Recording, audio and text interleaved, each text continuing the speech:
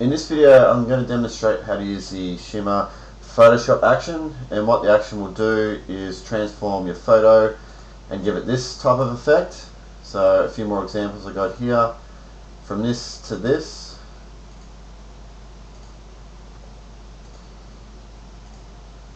Okay, so let me just close these down and start off with our photo. Now, one thing you want to check when you first open up your photo is that your layer is set as the background. So you can see my layer panel here. It should look like that. And if it doesn't, if you open up a photo and it's called something else, just go to Layer, New, Background from Layer, and it sets it as the background. Next, you just want to make sure that you're in RGB color mode and 8 bits of channel. And lastly, just go back into your layer panel and go to the top right hand corner icon here and just select panel options and just make sure that add copy to copied layers and groups is selected. Alright, so with that done, let's now load up our actions. So if we go to the window menu, select actions and just hit this top icon here and go to load actions. Select the shimmer.atn file and it appears here. So there's just one step involved in making this action work. We need to create a new layer and we need to call it brush. It must be all lowercase, otherwise the action won't work. Hit OK. Now with the brush layer selected, hit B on the keyboard to get your brush out, and you can pick any color, doesn't matter. And what you want to do, you want to start brushing over your photo where you want it to remain in focus after the action's finished. So I want the face to be in focus, and you don't need to be too accurate with where you brush, because we're going to adjust what remains in focus or out of focus after the action's finished as well. So I'll just do this reasonably quick.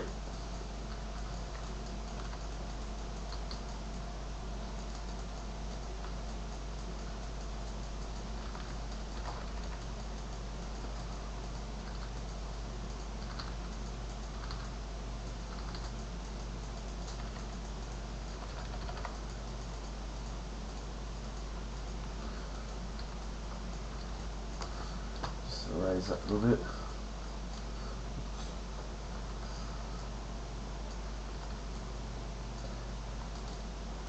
Okay, so that's all set up and ready to go. That's all that's involved to make this action work. So what I'm going to do now is just click play on the action, and then I'm going to fast forward the video because the action runs between 3 and 5 minutes. It really depends on the size of your photo. If you're using photos over, say, 3,000 pixels high or wide, it's probably going to take around the 5-minute mark. So anything under that should be around 3 minutes. Okay, so I'll just fast forward the video and then we'll talk about all the ways we can customize the design.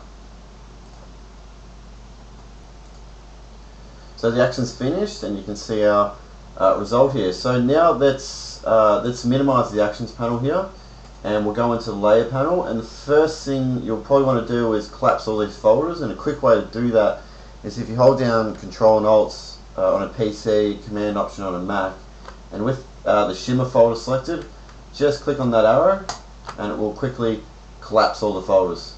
Alright, so what we'll do, we'll start off in the adjustments layer and just talk about what's in here. So I've just left the brush layer here. If you wanted to run the action again, just drag this one to the top, delete the other folders, and you're ready to go. Now one thing to note is that even if you use the same brushed area and you run the action again, you're going to get a completely different result. Every time you run the action, you're going to get a unique result. So if you're not happy with what comes out first, run the action again if you want. Alright, so turn that one off. Now the folder below, I've set up 10 different color variations, and by default color number 1 is turned on, so you can see that there. And so what you could do is just go down the line here, flick them on and off, and just get a feel for which one could work with your photo. And what I also like to do is combine them. So each one of these layers, their opacity is set to 100, and what I like to do is I like to click on this word opacity, drag to the left, bring it to 0, and slowly drag it to the right to bring the opacity up. And then I can click down the line here and say, and think which one could also look good with a bit of opacity. maybe this one, but not 100%. So I'll drag this back to 0, and I'll just bring it up a little bit. Now you can do that with all these layers and sort of build a color combination that works for your photo. Alright, so I'll just turn those off, and going on down, add contrast. By default it's turned off. You can turn that one on, and again use the opacity slider here and play around with that. Add saturation. By default, if you double click on that, I've added a bit of saturation to the overall image. You can use this slide here to increase that, or if you wanted to, you could bring this back and use this drop down menu and target particular colors. So I could target the yellows and boost that. Alright, so I'll just bring that back to here. So that's the adjustments folder. So going on down, we have the Shimmer folder, and this houses all the effects. You can see that there. Now the first thing you'll notice on the Shimmer folder, there's a folder mask.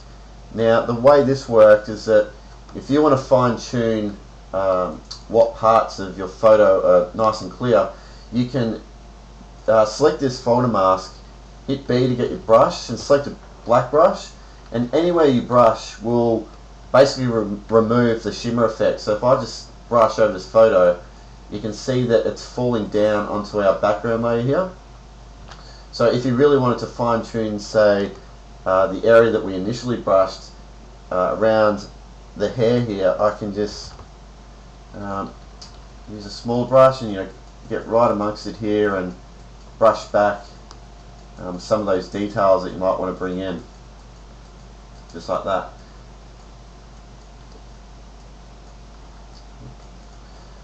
Okay, so just keep that one in mind.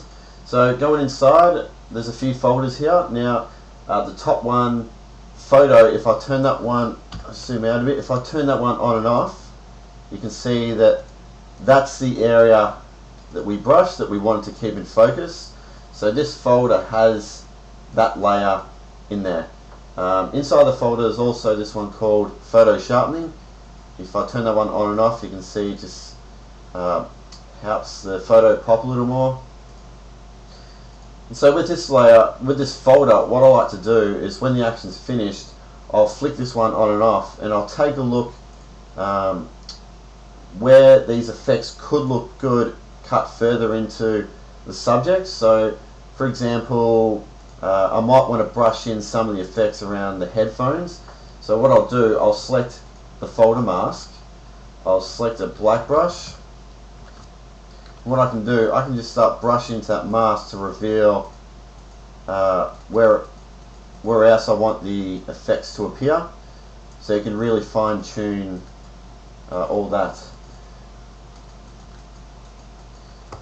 And just flip it to white if you want to bring it back. Okay, so that's the photo folder.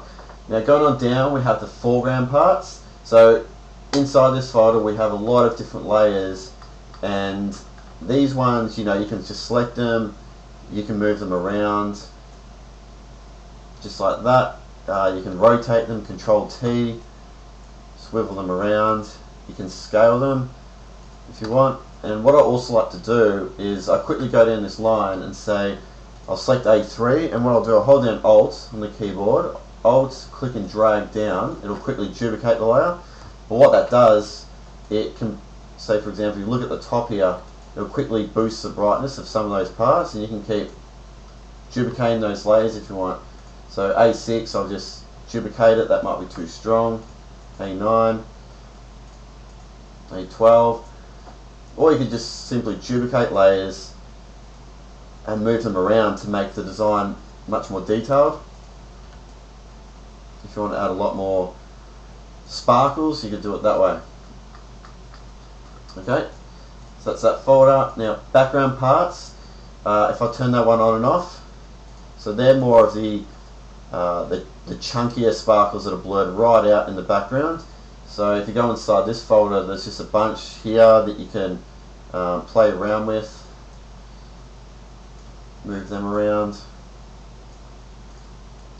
So as you can see, there's a ton of flexibility over the placement of all these sparkles, and yeah. So just make sure you jump inside these folders and just move some of them around and get something that you're happy with. So that's the background parts folder. Now this layer here is quite important. So by default, it's the layer opacity is set to 30%.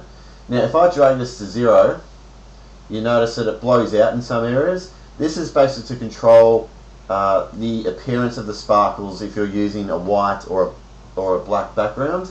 So if your photo has quite a bright, or let's just say pure white background, you can use this opacity handle to basically tint your photo, the background of your photo, this black color, which will bring in a lot more detail in the sparkles. So you can see if I bring this to 0 around the head here, you can see it's all blown out, but watch as I drag the opacity to the right, it brings back a lot of details in those sparkles. So just use this one just to experiment with your photo.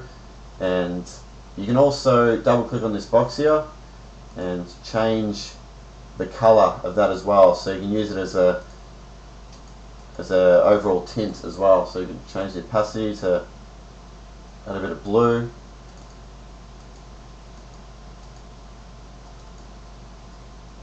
Change that to that color. I'll just tint that. Turn the opacity down. Okay, so the two layers below, background blur 1 and 2, by default they're all turned on, and what you want to do with this is if you turn this one off, you can see that the background becomes a little bit more clearer. If you turn this one off, you notice that all the blur is gone. So you can control with these two layers just how much blur you want. So if you just want a little bit, turn number 1 off, and if you want a lot, turn number 1 on. Okay, so that's all there is to it. Hope you have fun using the action, and just contact me if you are having any troubles with it. Okay, thanks.